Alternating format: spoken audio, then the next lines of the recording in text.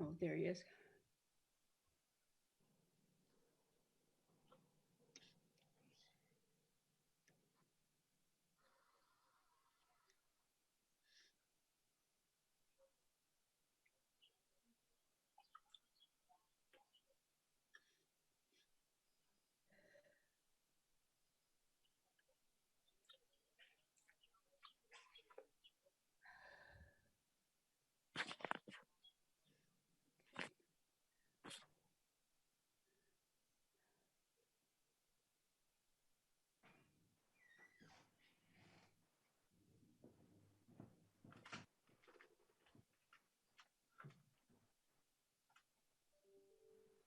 Hey, Dale, I just told the committee I sent and emailed everybody with Mike Chambers' presentation on it for this meeting.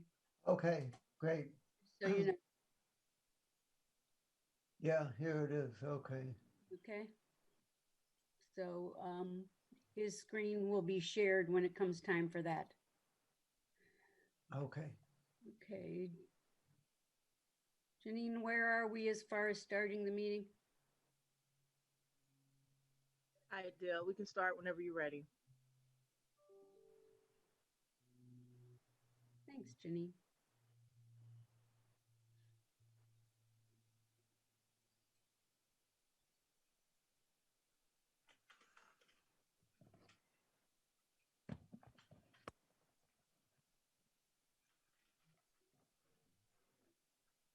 So Dale, whenever you say the word, we're ready to go.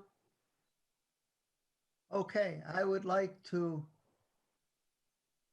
call to order the Cuyahoga County Finance and Budgeting Committee meeting for Monday, June 15th, 2020.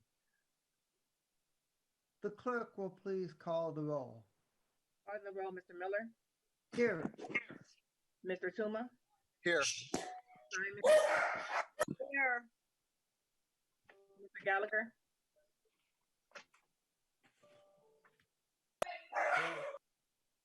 Mr. Shrine. Here. Ms. Brown. I'm here. Ms. Baker. Here. I have a quorum. Also like the record to reflect that council members Conwell and Stevens are also in attendance. Okay, thanks very much. And do we have anybody signed in for public comment? No, Mr. Chair, no one signed in or submitted any public comment. Okay, thanks very much. The next item on the agenda is the approval of minutes from the June 1st, 2020 meeting of Finance and Budget, which has been sent out in advance. Do we have a motion relative to those minutes? Brown, motion. Do we have a second? Second, Simon. Okay, we have a first by Congresswoman Brown and a second from Councilwoman Simon to approve the minutes. Is there any discussion? Did you just call Councilwoman Brown a Congresswoman? No, I don't think I said that. You promoted already, huh? It sounded like it. Okay. You did, Dale. You did. You did. I don't think, but okay. We'll take it. From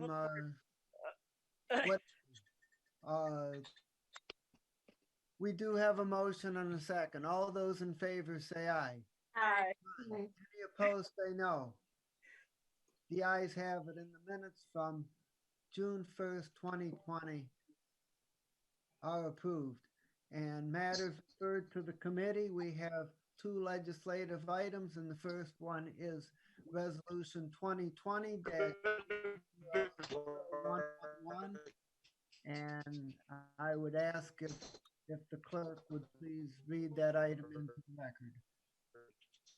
Resolution number 2020-0111, adopting the annual alternative tax budget for the year 2021. Okay, thanks very much. This is a routine item that we have to do every year to meet a state requirement. Who is going to present on behalf of the administration? Councilman Miller, Walter Parfiowitz from the Office of Budget Management. Okay, Director, please proceed. Okay. The Ohio Revised Code requires County Council to adopt the tax budget for 2021. The intent of the tax budget is to demonstrate our need for property taxes levied by the county and to establish the next year's revenue estimates. The alternate tax budget includes three primary schedules. Schedule 1 details the levies and the allocation of our inside millage. Schedule 2 is an estimate of our resources, and Schedule 3 details our general obligation debt. I just have a few comments about each schedule.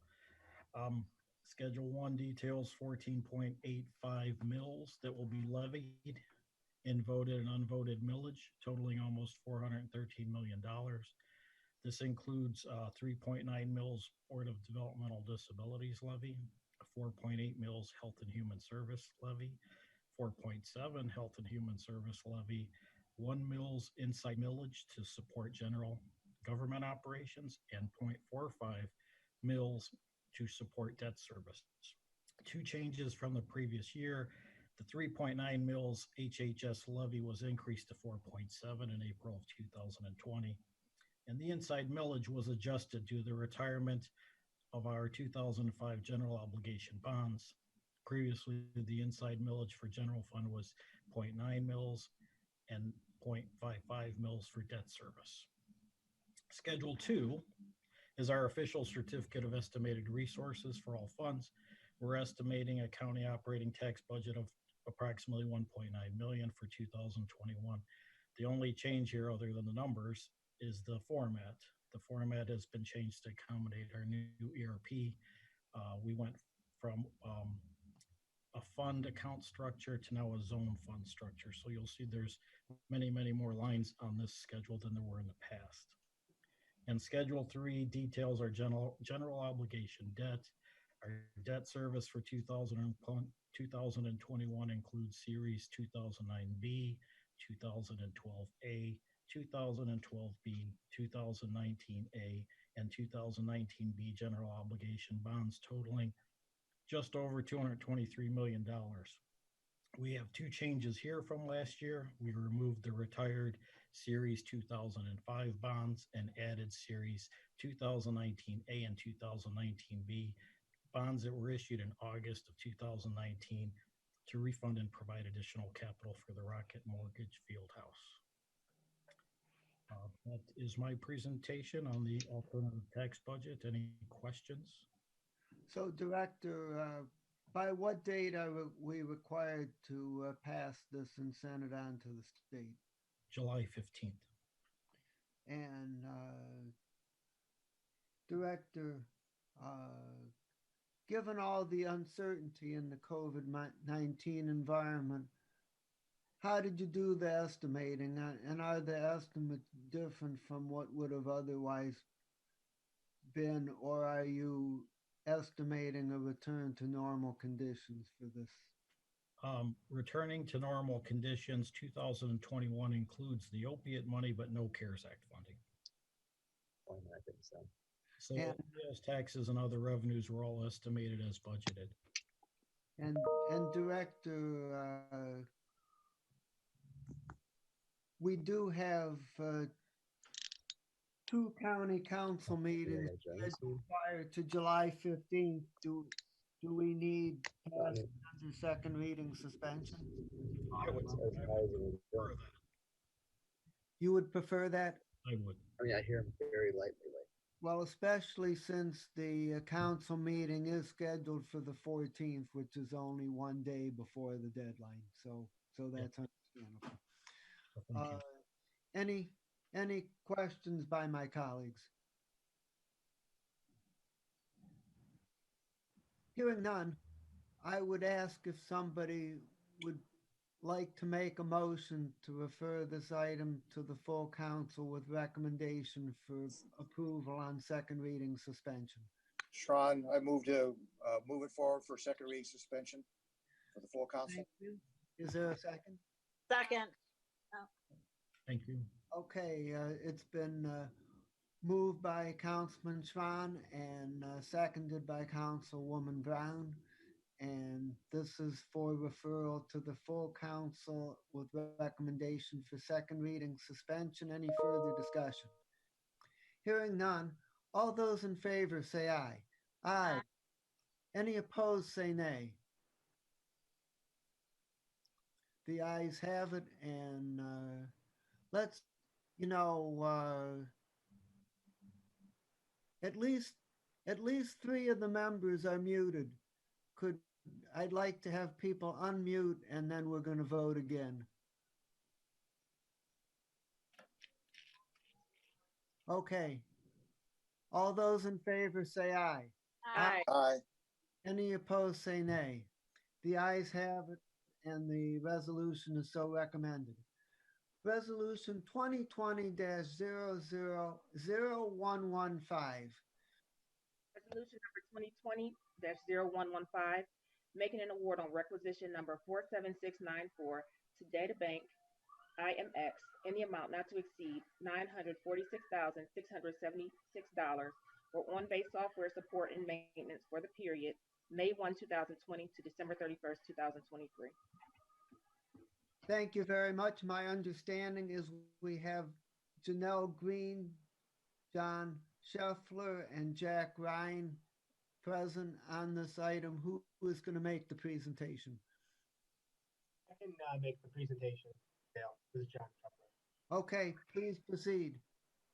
Okay, let me share my screen.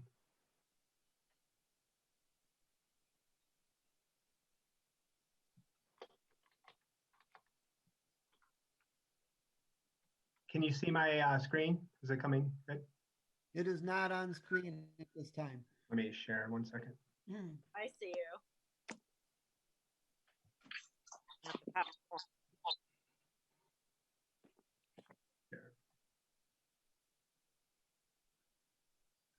That's better. That's better. Okay, good. Better. Okay, so John Scheffler, Department of IT. I'm here to talk about the RFP for on-base maintenance, 47694. Just to kind of give you an overview of the RFP, we issued this back in January, and what it included was a 4-year maintenance and support agreement. We were also looking for certification training for the staff, our staff members. And then also there was an expansion for certain software licenses for the HHS, ERP, and GIS areas. And as the on-base system is on an older version of Microsoft and some of the other technologies, this also included a system upgrade.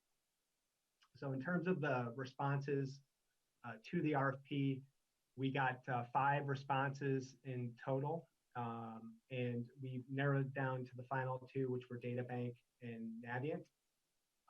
We basically, in terms of our selection criteria, we had a team of IT leadership, on-base technical staff, and HHS as well involved with the evaluation and selection.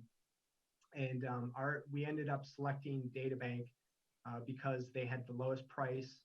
Their staff was qualified in the modules that we use, which would be WorkView and API. They also have experience in agenda management, which is the software being used to manage council meetings as well as board of control. Also, it included the free upgrade, and there were strong government references. We talked with several counties, and some other state of Nebraska is currently using DataBank, and they're very satisfied with their services. So in terms of just the overall budgeted items, I did talk about the new software that we're purchasing. So we are going to be buying GIS integration, encrypted keywords, and then additional licenses.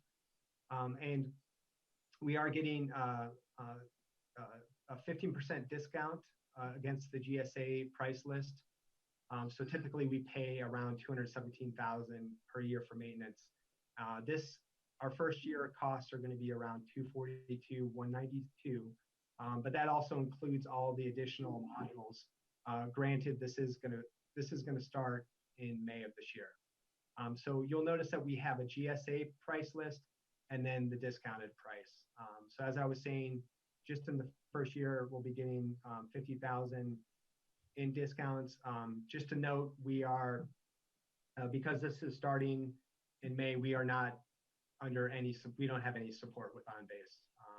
So hopefully we don't have any issues soon. So this is kind of a critical item. We need to have support.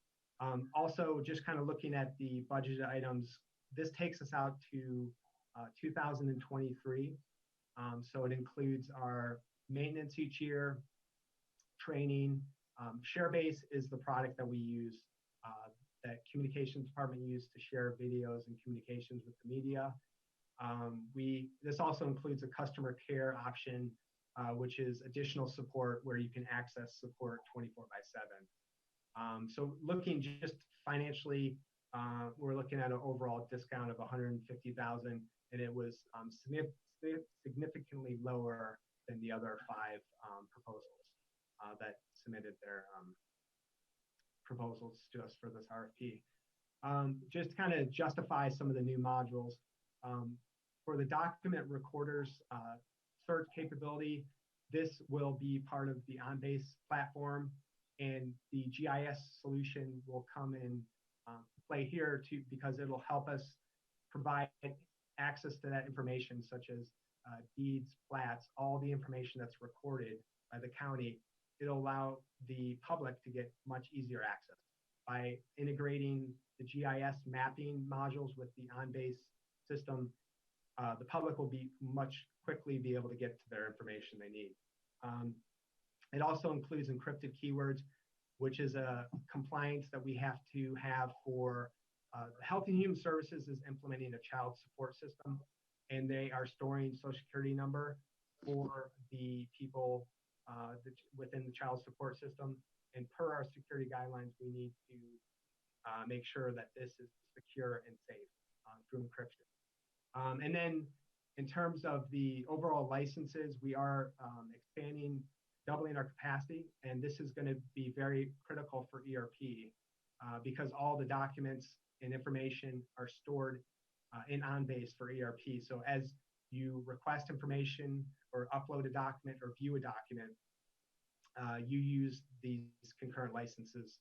So we are expanding that, and this is going to be critical as we expand ERP with the payroll system, that will have that additional capacity to support the users.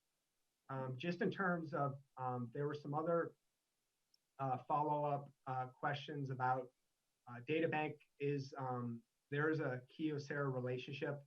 I just kind of wanted to point out a couple points here. I have it bulleted. The software itself is managed by Highland, which is US-based. DataBank's the reseller. All the code is managed within the US, and it's US-based. Another thing, DataBank is authorized within Highland GSA contract. Jeremy Mio researched this for us and confirmed the contract number.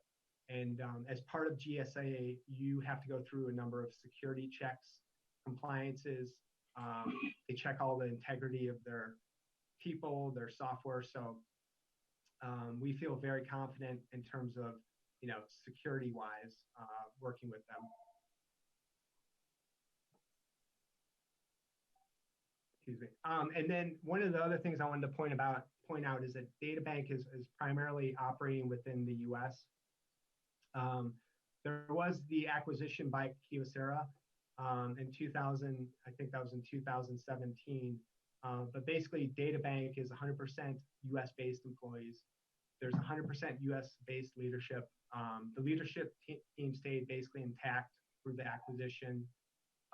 There's really a standalone entity. They kind of operate independently. And they're Highland's #1 pre-post acquisition, and all the decisions are made within the U.S. So I also verified in terms of security that they do a SOC 2 audit every year.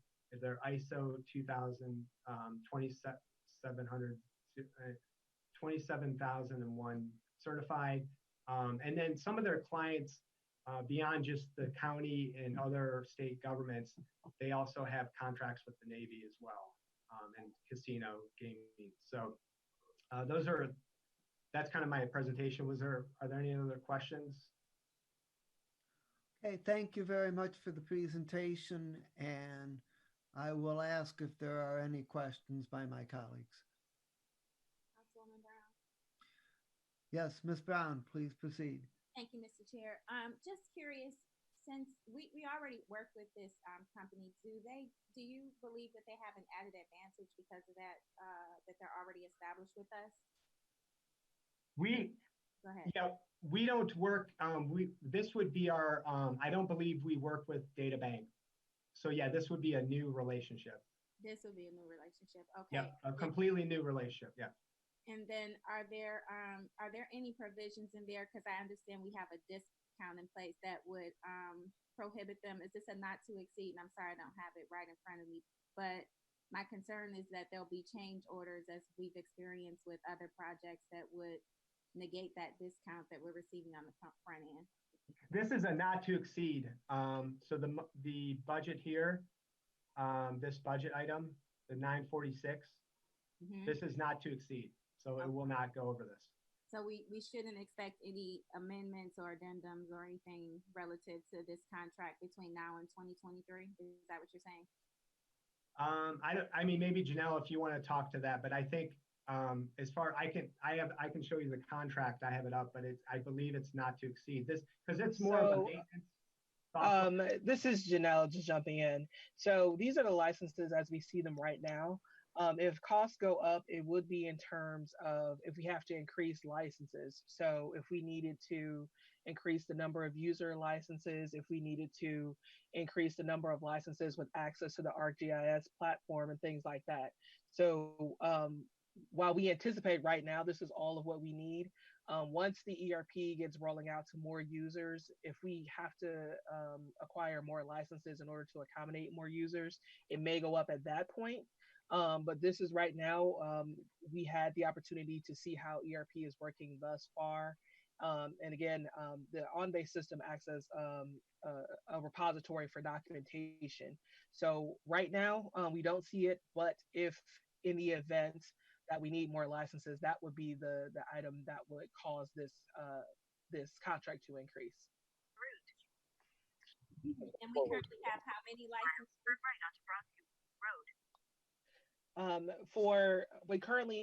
For the usage that is attached to the ERP, we have 100.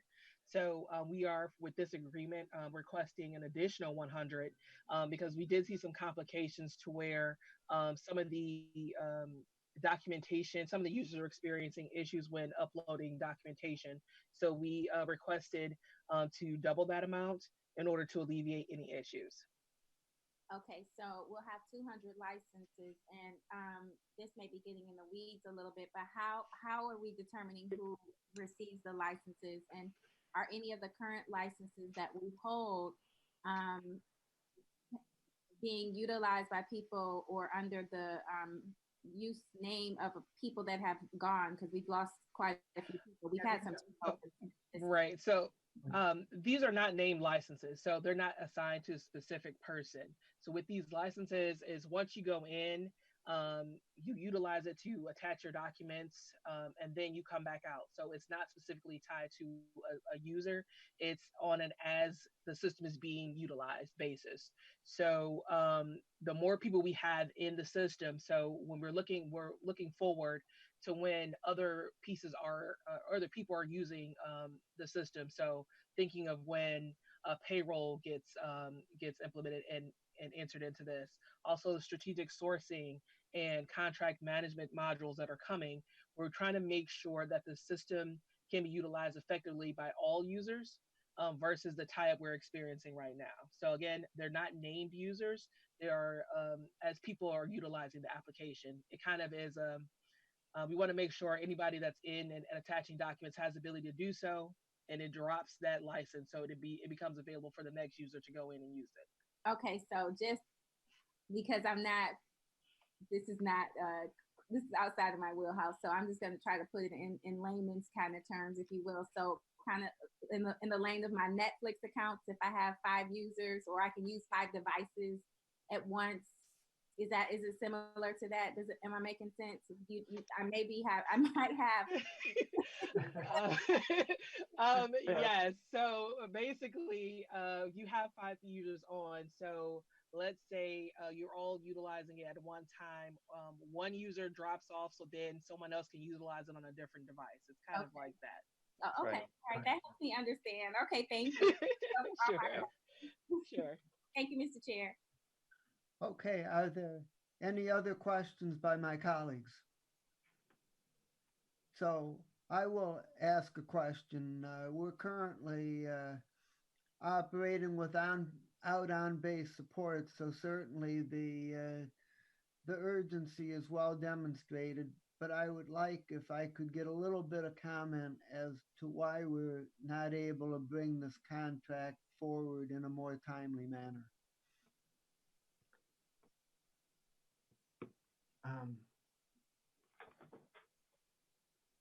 So, well, I guess I'll go in and jump into that. So there was some, I don't know who else is speaking, but so going through this process, this was probably the first major one that we put through ERP. So there was some issues and hiccups on our end. We actually started this process in the old system, so we had to do a conversion into the ERP, which took a while. Plus, we needed to evaluate and go over the vendor the vendor references. We like to ask the vendor for references in terms of the people that they choose to give to us, but we also wanted to do that due diligence on the back end and also get information from other clients to make sure that we're well informed about the vendor versus trying to go in somewhat blindly. So that's what unfortunately took a while, and we wanted to make sure we did our due diligence in order to process this. And so unfortunately, it did come in late, but again, we wanted to make sure that we did our background into the customer service aspect of these vendors that submitted proposals. Are there any other questions by my colleagues? Just one more, Councilman Miller. Please proceed. Relative to the licensures, do we think that 200 is going to be enough with? And was that the increment that we decided, or is that the increment in which they sell them in? Was there 150 or 110? I can speak to that. Yeah, so we worked with the different departments, and I'm on base technical staff kind of looked at the user usage, and we kind of, the 100 came out as kind of based on ERP and then some of these other applications. One of the things that we need help with as well, not just these licenses, is we need support to help us kind of better identify, to understand what the actual usage is, because part of it is also, we don't have a support contract in place. So as Janelle kind of talked about before, when we were hitting our limits with the usage, part of it's also working with support and making sure that it's accurately reflecting that when you're using that, when you're looking at that document and then you log off, it no longer uses your license. But basically we came up with that number because we wanted to basically expand our capacity, double our capacity. And being that these are relatively expensive licenses, we wanted to, we didn't want to buy too many, because we've also felt like we needed to kind of make sure that we had kind of everything in place. So I think the 100 really was just to basically expand that capacity when we knew we were kind of ERP was coming online, as well as some of the other systems. Okay, and when we expand our capacity, do we also anticipate increased productivity? Well, that would be a good question. I would hope that the the key for productivity from my standpoint is just making sure that people can view documents and upload documents whenever they need to. So as long as people aren't interrupted by system errors, then I think that would definitely help productivity.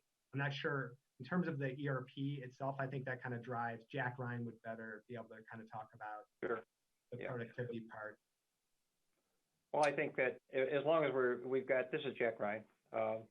As long as we've got users that are not getting these errors for lack of a license being available, that will increase productivity.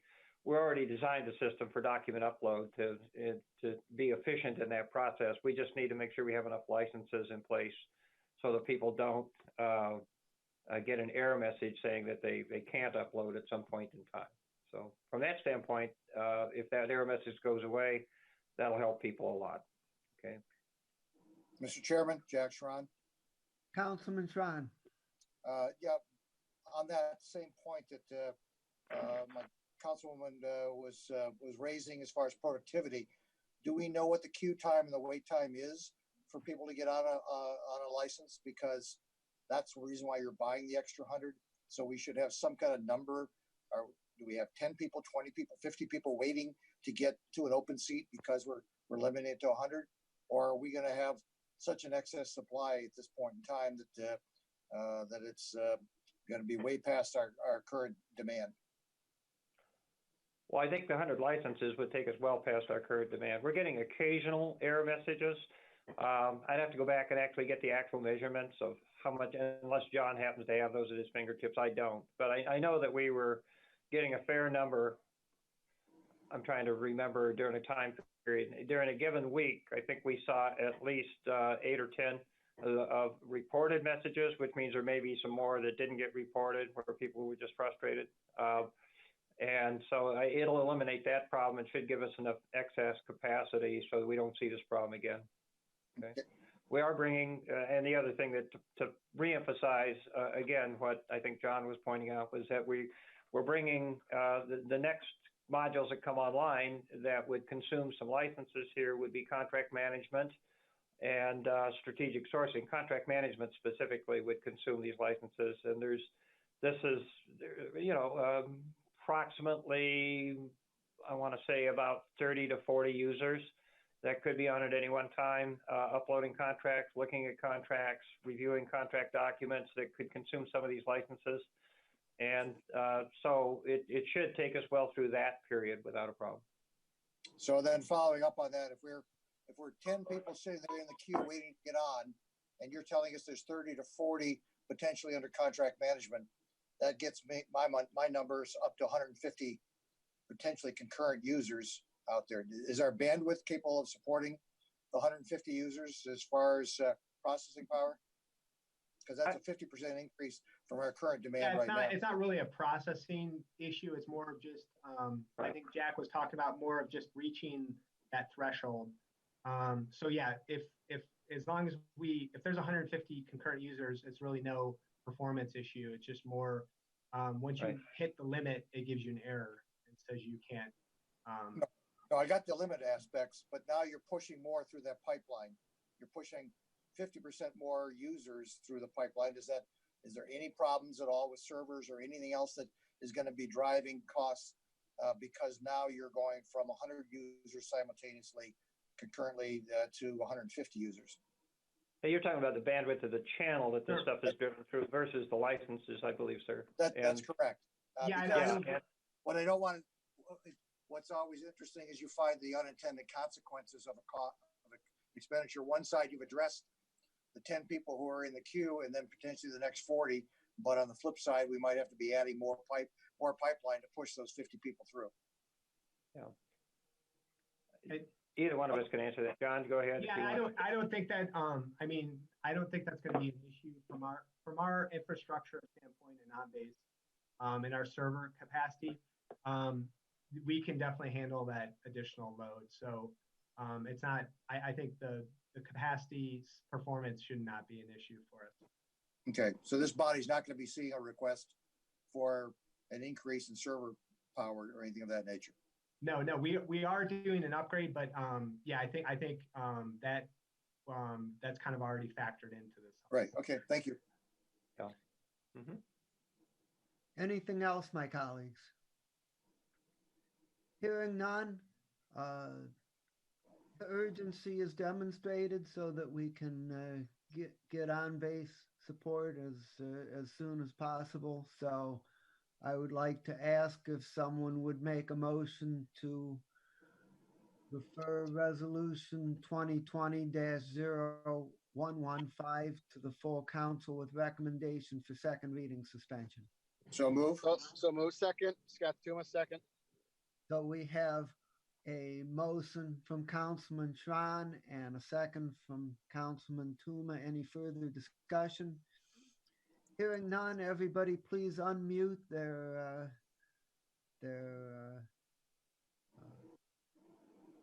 Nan, please unmute.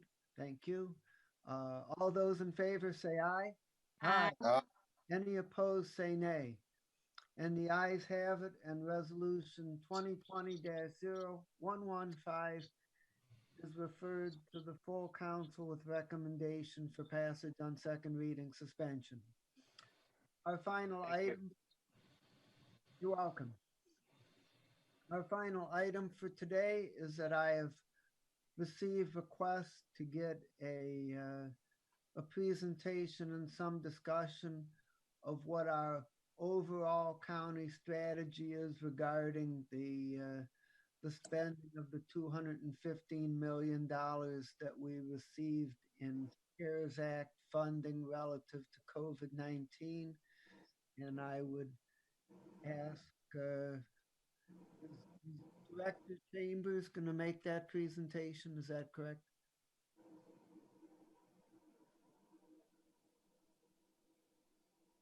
Mr. Chambers, you're muted.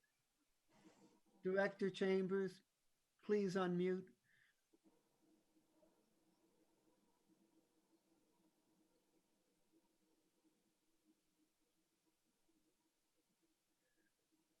Director Chambers.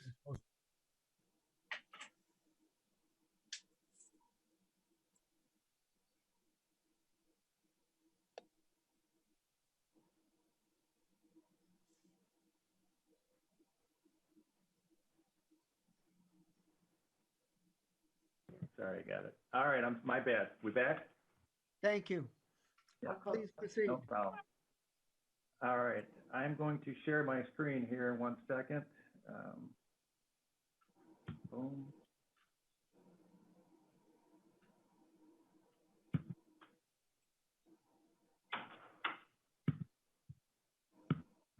Okay, can everyone see it? Yes. Okay, very good. Once again, I was asked to do a presentation on the $215 million that we received. I want to note that I'm not going to be talking about all the other programs that are going on right now with economic development or FEMA or all those other programs. I'm just kind of focusing on the $215 million. Part of the team is myself, Matt Ruby, and Catherine Tatachik. Catherine, unfortunately, is on vacation these couple of days. So I'm going to move forward with the presentation. Feel free to interrupt me at any time with any questions if you want. So as you can see on the screen, we applied for the funding on April 15th. At the same time when we knew this was coming down, we also established an internal accounting unit so that we can track all the revenues and expenditures associated with these funds coming in. That was set up and done, and that internal accounting unit is up and running. The funds arrived April 24th, $215 million. It was one of the easiest applications we've ever done. I know I mentioned that to you before. It was a series of about 3 or 4 questions and a couple of clicks, and we were done. On top of that, I want to point out, as of today's date, we have $56 million appropriated of the $215 million. So this is pretty generic. The guidelines are pretty specific. It's on, the U.S. Treasury obviously created the CARES website outlining everything. The funds obviously have to be due to COVID, the current crisis of COVID, not the future per se, but current. We're not accounted for in the most recent budget, and were incurred between March 1st and December 31st, 2020. one of the things when it first came out was very little guidance, and the initial guidance came out on the 22nd. It was updated on May 4th, and then again on May 28th. And a lot of people, it made it a lot clearer, as we know, but there's still a lot of questions out there that we're continuing to navigate through. And like I said, we have federal and state lobbyists, as well as we're working through the County Commissioners Association, the County Auditors Association. We've been reaching out to our peer counties across the country. So we do a lot of communication on these guidance and listening. And so far, it's been overwhelmingly good. There are still some unknowns, and hopefully that, additional guidance will come out. The funding priorities, once we established the money, when the money was coming and received by the county, and we understood a little bit more about the parameters, was immediately the health and safety. As you can see on the list here, personal protective equipment, screening measures. We engaged contracts right away for screening the county buildings, county employees. We also went into, full mode of trying to get remote working up and running. And I'm happy to say, working with Andy Moles of IT, that's been a really good initiative that, nobody knew we were going to do so quickly, and we did a great job at that. In addition, supporting local business, support for the unemployed, underemployed, homeless, obviously COVID testing, and then hazard pay and reimbursement of employee leave. None of these are more important than the other. They all kind of flow together as one. We did start some of them sooner, but as we got into it more and more, this is where the major breaks of the monies were allocated towards. So once again, a recap, 215 million came in. Right now we have over $80 million of programs planned. We're holding $100 million for potential revenue offset, and that leaves us about 34 million. And right now, in addition to that, we have over almost $60 million of programs proposed, and we're getting more and more every day. So the bottom line is we're over-programmed, which is a good thing for many reasons. One is that some of the programs we have planned, in case they don't deliver their full amount planned, we have backup and reserves. And two, we want to also make sure that we're ready just in case that the $100 million is not allowed to be used for offsetting local government revenue. This is kind of a pie chart of the differences of those categories where most of the money has gone to. You can see health and safety, other, hazard pay. You can see the different categories, local business support. It's just a pie chart of the 80 million that we have programmed. I would like to, once again, pull up another slide here. Hopefully you guys can see this on your screens, yes? What this represents is quite a few of our, excuse me one second. This is some of our programs that we have planned. As you can see, there's a long list of them that we're going through, which equals that $80 million. A lot of them have come through the emergency purchases. So we're not seeing this. We're just seeing the next step screen at this time. Why aren't they seeing it? When you shared your screen, you chose the PowerPoint. Oh, okay. Let me go back real quick and see if I can share my screen a little bit more.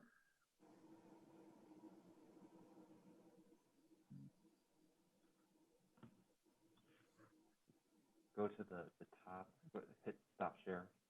Where are you seeing that? It's very top there. Okay, 1 second, please. And then go to share screen again. If you want to share just the very first screen. So they'll see whatever's on your screen. Yeah. Okay. So when you bring it up. All right, how about now? That's good. Thanks very much for the technical assistance, whoever provided it. Telling you, we're learning a lot these days. So I'm just backing up a little bit to go over this $80 million that we have up here on this particular screen. And I wanted to share with you some of the breakdown, a little more detail on that. As you can see, there's a lot of things that were proposed and planned, and I'm going up to the top real quick. You can see a lot of these were emergency purchases that came through. Here's the $30 million from Public Works. 15 has been approved to date. We can go down hazard pay right now. We got a reserve on our budget right now of our money of $16 million. And that's, as you know, is working its way through the bargaining negotiations. I believe everyone has accepted that so far. It's a pretty detailed list. COVID testing, once again, these are emergency purchases. Council has seen all of these emergency purchases, and you are aware of some of these other programs that are going through. But I just wanted to share with you, and I did send it to Gene, the list of what makes up that $80 million. So, Director, could you send us this particular spreadsheet? I did. You did.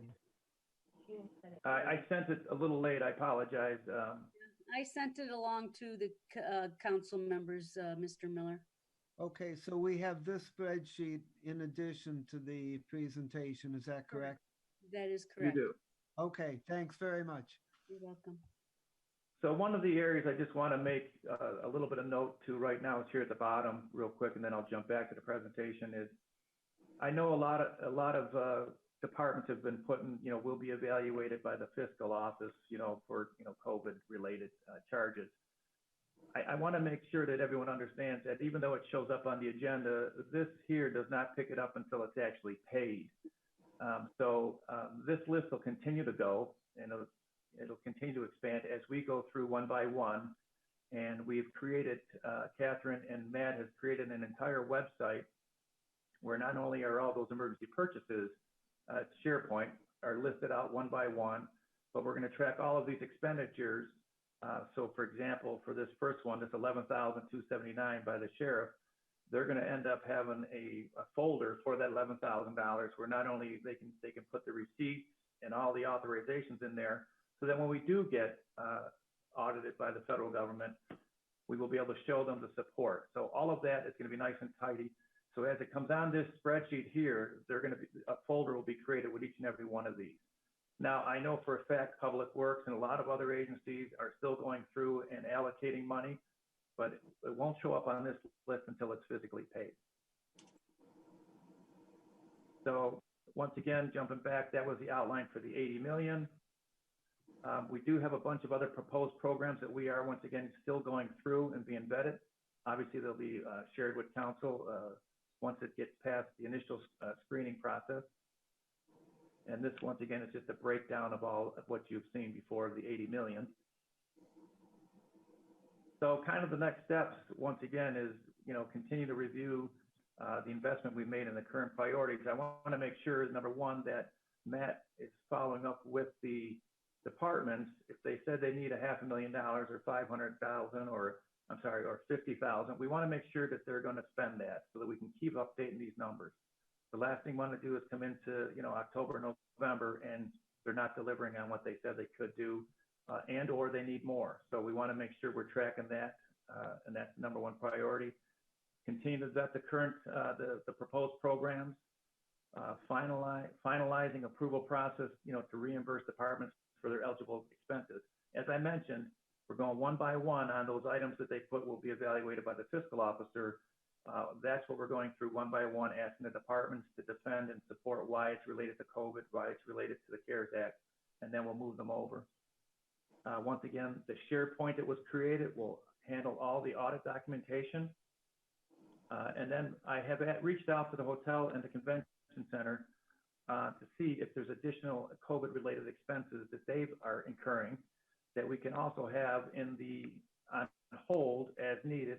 So at the end of the year, if funds are available and not utilized, we will certainly then capture those funds. And then, we're going to continue seeking additional federal funds through these other avenues. I know economic development, FEMA, public assistance, and all that other stuff. Those are being handled by those respective departments. But we want to coordinate it because, once again, Matt is going to be our kind of, for the lack of a better term, our grant coordinator of this whole project, not just for this 215 million, but for all of the other monies we're getting, because there will come a time when we're audited as a county, and that's what Matt's job is, to help make sure we have all of that in a proper spot so we can audit it and share it with the auditors. So that is the short presentation that I have. I'll be happy to answer any of your questions. There's a lot going on. It's moving and changing daily, as you know. So I'll take time to answer any questions. So, Councilwoman Baker was the first person who specifically requested this briefing, and I appreciate you bringing that forward. And I would ask Miss Baker, I'd give you the first shot if you have any questions. Great. Can you hear me, Chair? Yes, I can hear you. Great. Thank you. And I do appreciate this. You know, we have, wow, a lot on our plate, not only with the HHS dollars and the opiate dollars, but now also the CARES Act dollars.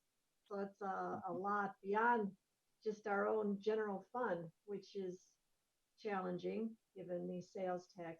So thank you for zeroing in on this and giving us an opportunity to take a look and see what it is that has been decided upon. I guess my first question would be, we have 6 more months to go before the end of the year. And just to confirm, we are still under the guidance that these funds, if not used by the end of December, will have to be given back. Is that the first confirmation? That is correct. Yes, that's true. Yep. Okay. And we went through our state and local law. Go ahead. Okay. So understand that, has there been any thought to, especially since we're talking about building a storage facility, to buying supplies that perhaps could carry us over to 2021, that we could purchase this year and carry over till next year and store them in that facility? Any thought to that and the type of supplies that perhaps may still be needed if this pandemic continues into next year? I certainly believe that, trying to estimate the exact supplies we need is not a perfect science. So certainly having additional supplies on hand, because we don't know. Now we're beginning to open up our buildings again, which once again, we're requiring masks, but obviously we want to make sure we have supplies on hand. We're going to figure that out. And I really think that, yes, I think we certainly can order, and with the anticipation of trying to satisfy current. But, at the same time, we don't know what the current's going to need. So certainly it wouldn't hurt to have that facility and storing these items in there. My understanding right now, I believe they're being stored in some shipping containers that probably aren't the greatest storage mechanism until they're utilized. But yeah, certainly we do consider that. We're looking for whatever we can purchase now for long-term use even. Right, going into 2021. Given Or beyond. Storage building or not, and we need to put them somewhere. Second question I had as a follow-up, given we're putting, I believe I saw your chart of 100 million put aside for other purposes, I believe outside of what it is originally intended for. Do you feel that with I'm going by memory here from your charts, 25 million is enough to have as a reserve for the next 6 months if we were to get another spike or second wave of this pandemic? Well, the 25 million right now is just shown that we have a lot of things. Right now, we have almost $60 million of additional programs that we have to vet through. These are requests that have come in. And if we account for everything, I'm just showing that we are over-programmed. In my opinion, it's good to be over-programmed because on the flip side, we have 80 million programmed right now. And, we just want to make sure that 80 million gets spent. As you know, Public Works just did 15 million and there's another 15 million coming. I have pretty good confidence that money will be spent, but at the same time, there's a lot of other programs out there that might be 30,000 here, 50,000, $500,000, that maybe they won't spend all that money. I just want to make sure that we're in a good position to utilize that. And even more so, the $100 million, just in case it is not allowed. Because right now, that is the understanding. And I know lobbyists and everyone are working to change that. But, this way it gives us some comfort that we have some backup.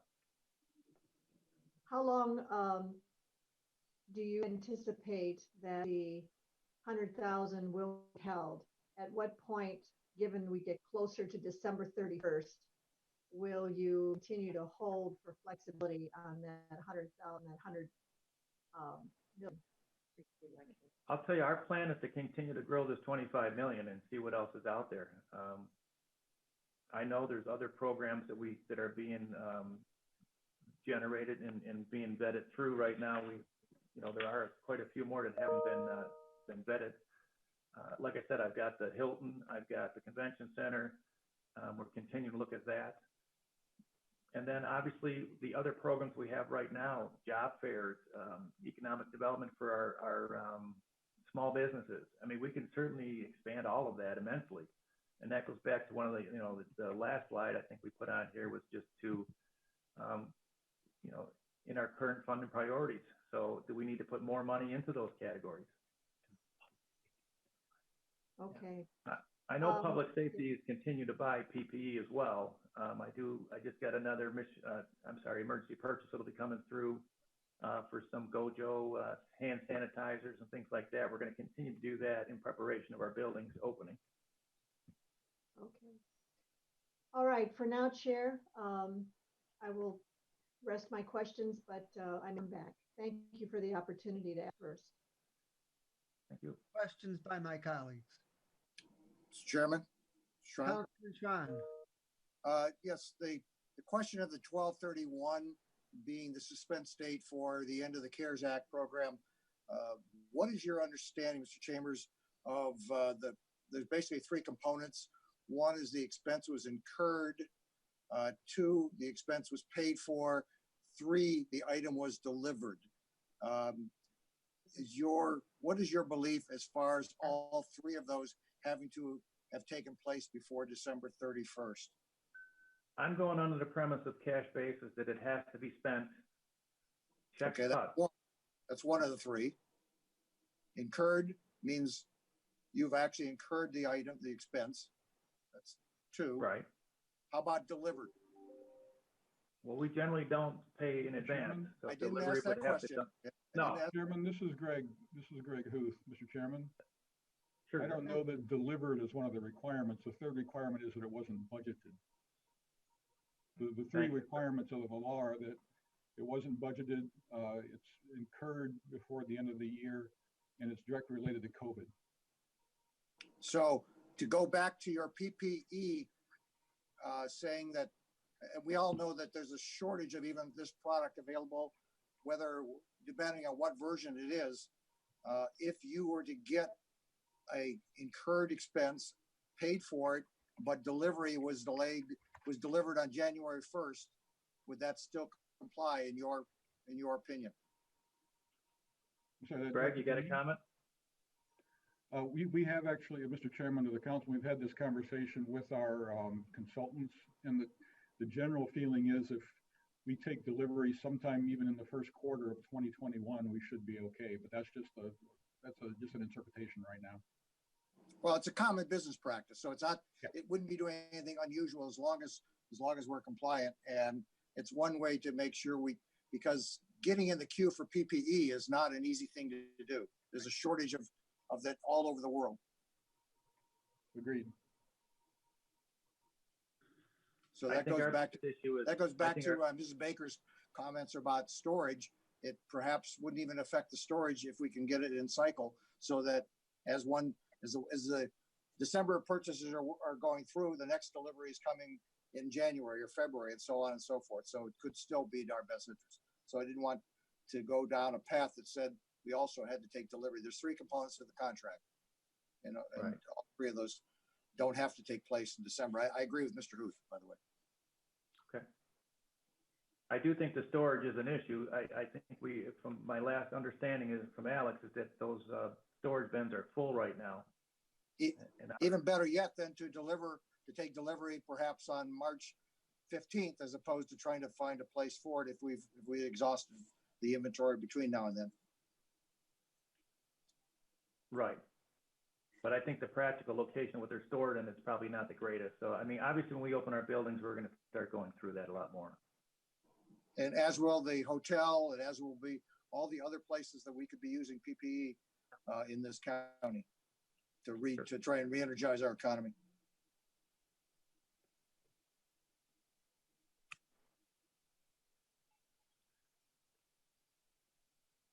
Any further comment on that, Director? No, I don't disagree with anything he said. I mean, Alex is ordering PPE on a regular basis, and when it comes through me, as you know, I process it right up and I put it through on the EMRPs. So I have no problem with what was said. I think we should continue to do that. And once again, as we do, our numbers will change, you know, as well. It'll start, you know, going in. Further questions by my colleagues? I have a couple of questions, but I will, I heard Ms. Brown, so I will go there. Thank you, Mr. Chair. I guess I'm still a little bit confused. Just want to clarify. If something is bought in December and it doesn't come until September 2021, that's still valid. We have to spend the money by the end of the year. So if we buy it in December, remember, we have a year-end closing process too. It's gonna, you know, we stop cutting checks mid to late December. That's when the money, we're cash basis. So that's when we have to have a check cut. And that's going to what Councilman Schron was saying. You know, we generally don't prepay for items. That's usually our practice. We wait till we get them, it's received, and then we pay. Certainly that could be, you know, adjusted, but it has to be, the check has to be cut by 12/31.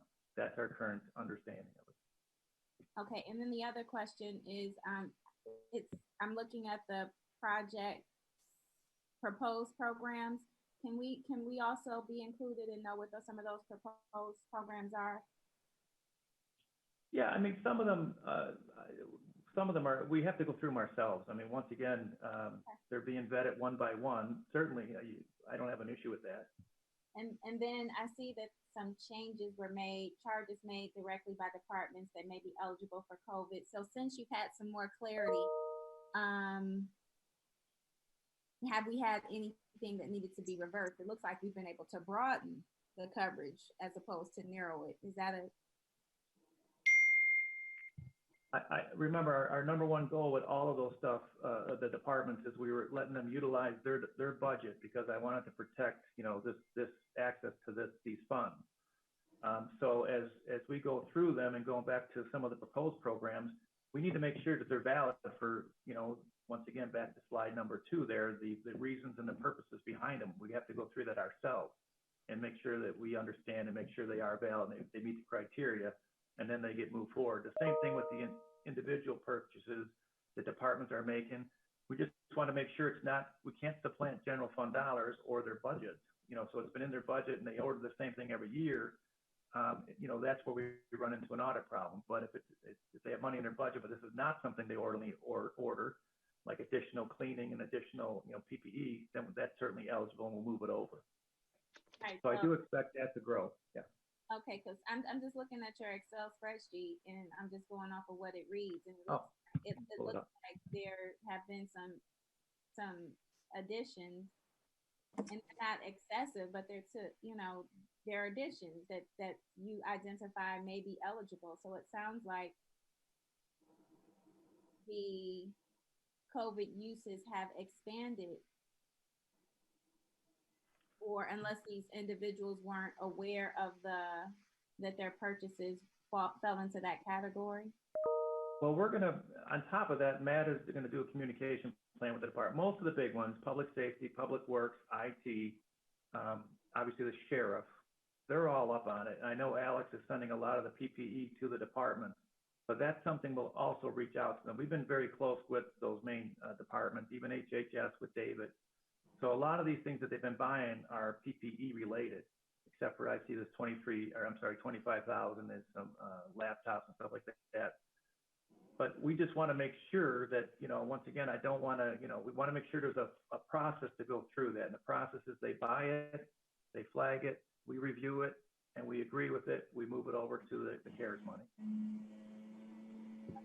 And then finally, relative to the virtual job fair, it looks like, and I know that's coming up, $150,000 was allocated. Was that the total? Was that the total contract? Or? That was our, it was, I believe it was 300,000, and that was our share. It's right here, that's 150. And then I think it was shared with the Mandel Foundation. My colleague is giving me a hand here. So can you see my spreadsheet? I just want to make sure, because, Yeah, I can see it. okay. I So yeah, thought that's originally it more there. than that. So are we doing another one? As of right now, this is the 150, and I go back to what I said before, we're going to continue to review the programs and see what else is needed of the programs we're funding now. Okay, and I'm just going off of memory, so I'd have to double check that, but I thought it was more than 150,000. I think you said it was 300,000. So I'm just. The total is 300, but it was split 150 to county and 150 to Mandel Foundation. Okay, and I also see the Mandel Foundation got additional funds for domestic violence. $100,000 there. So is that different from this from the funding that you're referring to? So it sounds like they got 200. We're doing 250,000 to the Mandels. To my understanding, that's correct. Yes. Okay.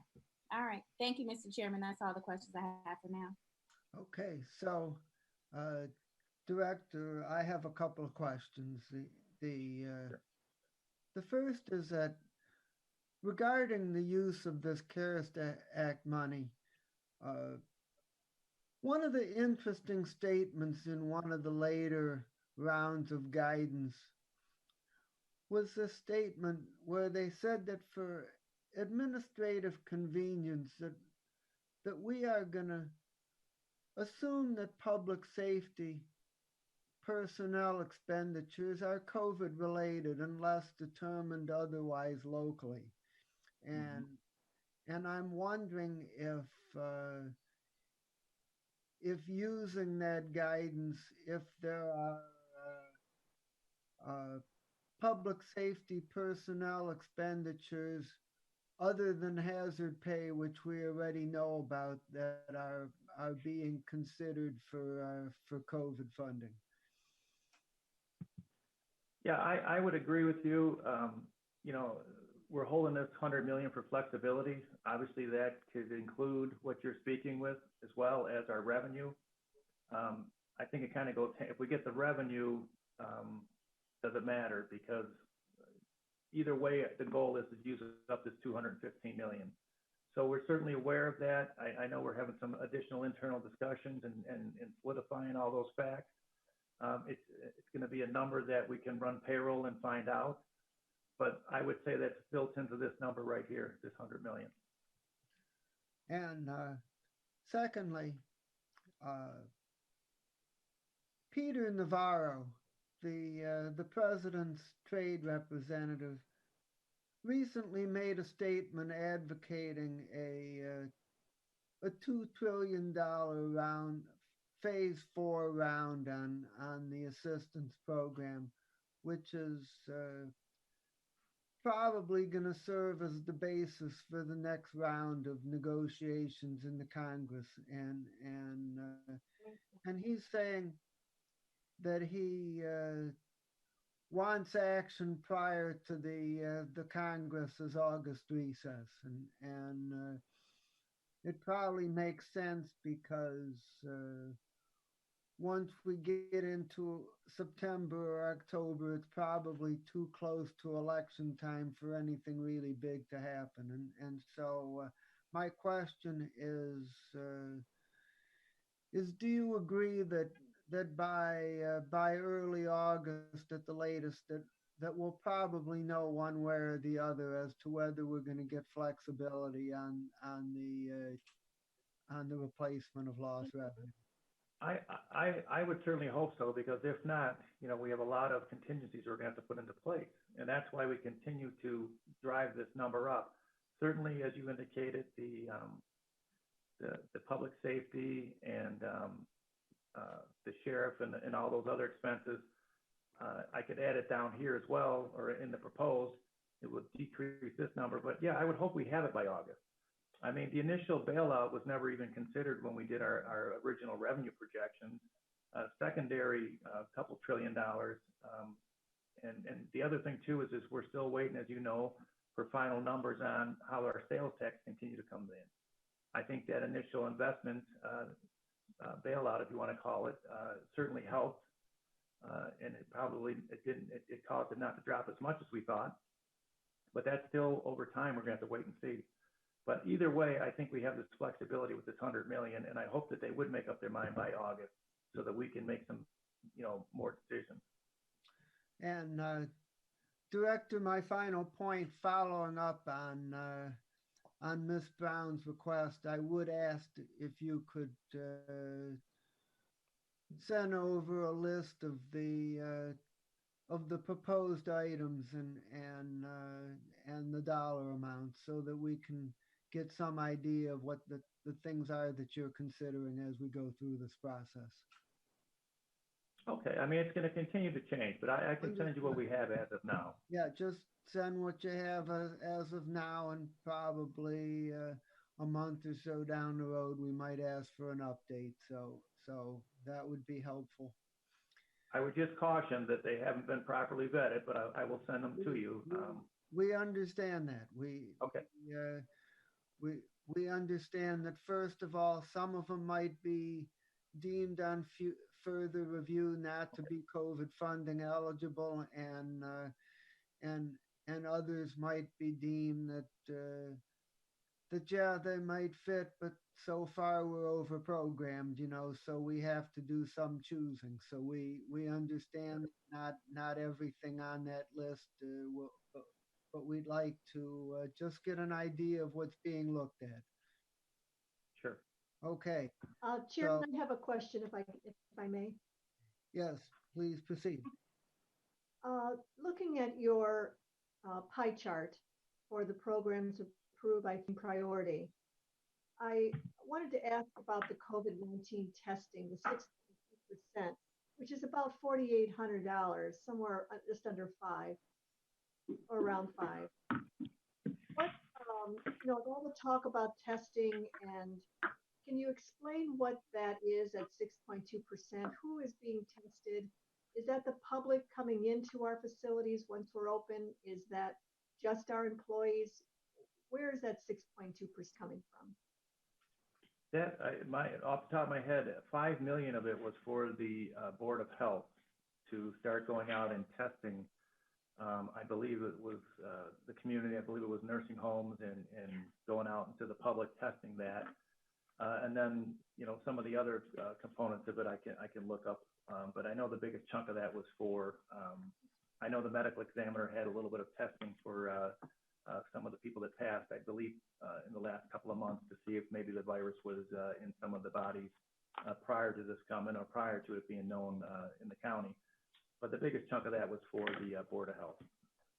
Is there any concern that 6.2% could go vastly larger, only because we're opening up buildings, that testing is becoming more accessible, it's becoming easier to do?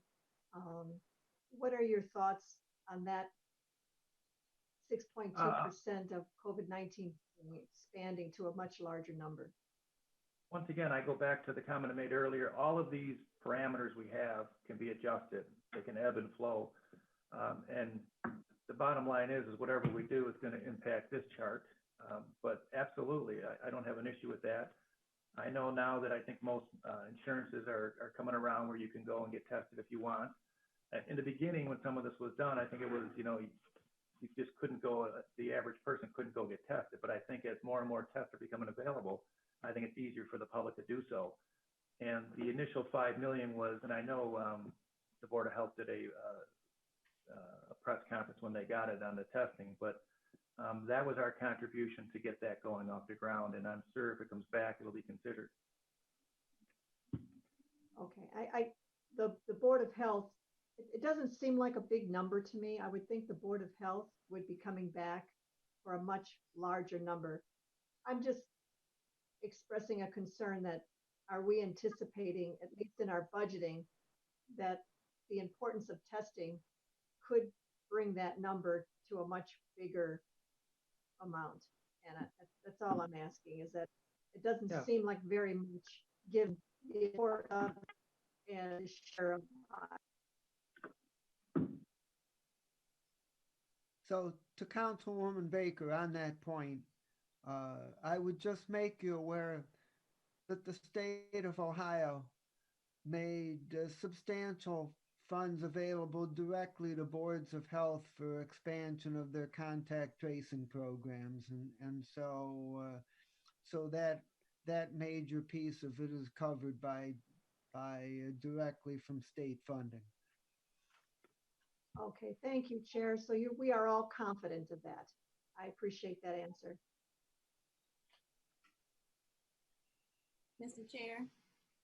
I certainly, the possibility of additional money being needed for testing, yes, that still is out there because we're not up to where we need to be on availability of testing. So that point is still valid. Thank you. Ms. Brown. Thank you. I just wanted to ask too, how are we receiving solicitations, if you will, for the COVID money? You say we have a number of projects in the pipeline. Are these just coming through agencies? Is there a portal? How are these programs coming through for review? This is coming through the county agencies. Okay, so the various county agencies. Correct. Okay, and just on that point, we have a virtual job fair coming up, and it's itemized at $150,000. And you said 150,000 also came from or to Mandel. I wasn't clear on that. From Mandel. and I believe it's happening today, if I'm not mistaken. Oh, today is 15th. You're right. So okay, this week. So what exactly are our expenses incurred for $300,000? Can you tell us how many computers we purchased and give us how that money was spent? And Yeah, I cannot get into details on that right now for you. I've got the high level numbers here. I know that this is the commitment. It's something we can possibly get back to, but once again, every one of these items I have, there's a story behind them. So that there's no way I have it right now. Okay, if you could, that I greatly appreciate it, because in my mind, and I apologize. I mean, it just seems like a virtual job fair wouldn't require as much, but if you could certainly enlighten me on what all was included in that $300,000 investment, that would be helpful. We'll get that to you. Thank you, sir. Any other questions by my colleagues? Okay. Hearing none, I would like to thank you very much, Director, for putting this together. I think it gave us a lot of very good overview information. We will follow up on this from time to time. And so I will go on to the next item on the agenda and ask if anybody has any miscellaneous business. Hearing none, is there a motion to adjourn? So moved, Brown. And do we have a second? Second, Sharon. All in favor, say aye. Aye. Aye. Thank you very much, everybody. We are adjourned. Thank you. Thank you.